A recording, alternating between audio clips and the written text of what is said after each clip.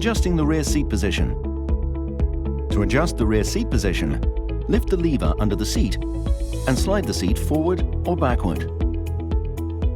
You can adjust the backrest angle by pulling the pull ring at the lower part of the seat and moving it forward or backward. After the adjustment, make sure to lock the seat into position.